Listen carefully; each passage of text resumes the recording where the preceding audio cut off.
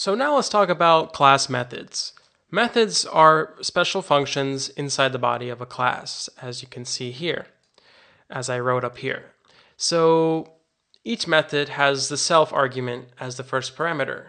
And let's see how the syntax is written. So we have def, and then we're going to say get real self as our argument, and then we're going to say return self dot real.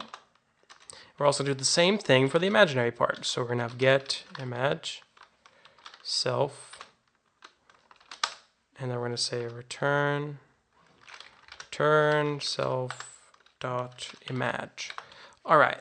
So what these are they are inspectors, or they're also called getters. So we can actually use these methods by doing the following. So we initialize our class instance. So let's say complex with the attributes arguments 2.5 and 5.2, and then we're going to print, and we're going to use the actual methods we just typed out. So real, and then we have C get imag. As you can see, it auto fills for us right here. So when we print, it checks out. So we can also have two other methods we're going to define right now. So now we had getters, or inspectors as we call them. We're also now going to have mutators or setters. What these do, they're used to change the value defined in the method. So set real, in this case we're doing the real and imaginary parts. So we're going to have self and val arguments. And these arguments, so we have the self from before and we have the new value. So we're going to set self, so we have self dot real equals val. So we did this for the real, and then the real part, and then we're going to do the same thing for the imaginary part. So self, whoops, not set real,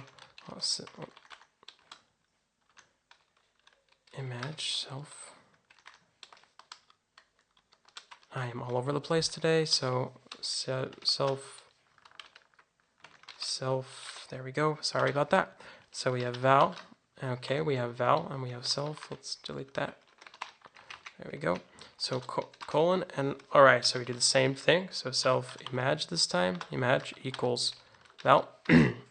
All right, so now we have our getters and setters, or inspectors and mutators. So let's do this same code we did here, but in a different way this time. So we're going to erase this. So C equals complex. So we're going to say just without any values passed. So we have C dot set real. So we're using this to change the value. Remember, we defined before that as 0 initially. So we're changing the value now to 1. And we have the set imag. Well, we could do set real. You could do either way, whatever. Set to 2. And then when we print, so we're going to print this now. Print. And then we're going to say C dot get real. So get is used to return the value, as you can see in this code that's defined up here. So we get real, and we get imag. Oops, I forgot the parentheses. Like in all methods, you should define the parentheses. You should not forget the parentheses themselves. And there we go. So some might argue that these methods aren't really needed, but later on we'll see that this isn't the case. And because in object-oriented programming, we should take care to control access to data. So the user shouldn't really be messing with whatever's in the class, because we'll see later on that we make these attributes private. So I'll explain that more in detail in the next tutorial. So be sure to tune in next time.